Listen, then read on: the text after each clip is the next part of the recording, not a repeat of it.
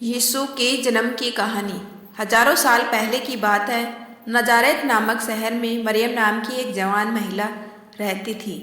उन दिनों मरियम का यूसुफ नाम के एक आदमी से प्रेम था। एक रात जब मरियम सो रही थी तो ईश्वर ने उसके सपने में गैब्रियल नाम के एक स्वर्गदूत को भेजा।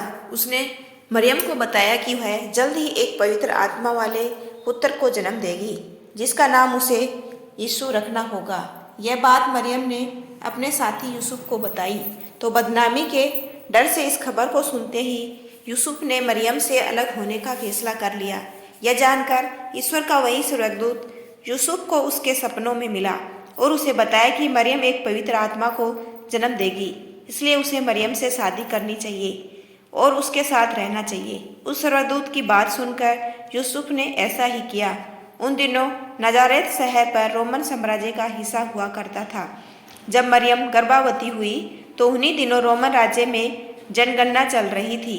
राज्य के नियमों के अनुसार यूसुफ और उसकी पत्नी मरियम भी जनगणना में अपना नाम लिखवाने के लिए यरूशलेम के बेतलहम नगर चले गए। हालांकि बेतलहम में उन्हें रहने के लिए कोई स्थान नहीं मिला, जिस वजह से वे दोनों एक गौशाला में रुक गए।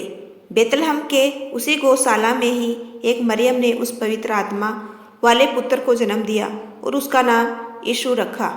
जब उस गौशाला में अपने जानवरों की देखभाल करने के लिए एक चारागाह आया तो ईश्वर के दूतों ने उसे बताया कि उसका द्वार करने वाला बेतलहम में आज पैदा हुआ है।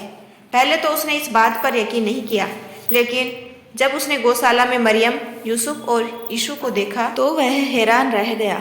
वहीं यीशु के जन्म के समय आसमान में एक तेज चमकता हुआ सितारा भी दिखाई दिया था। उसे देखकर एक दूर के शहर में रहने वाले 3 ज्योतिषी भी यीशु के जन्म की खबर को समझ गए थे। वो तीनों उस सितारे का पीछा करते हुए उस गौशाला तक आ गए थे। वहां पहुंचकर उन्होंने प्रभु यीशु को प्रणाम किया। उन्होंने यीशु के परिवार को उपहार दिया और यीशु की पूजा भी की। उन तीनों ज्योतिषियों को यह पता था कि उस राज्य का राजा अच्छा नहीं है। उसे जब इसका पता चलेगा तो वह यीशु को मार डालेगा, इसलिए किसी ने भी राजा को यीशु के जन्म के बारे में नहीं बताया। कुछ दिनों बाद यूसुफ के सपने में एक परी आई, जिसने बताया कि राजा हेरोदेस यीशु को मारने की योजना बना रहे हैं।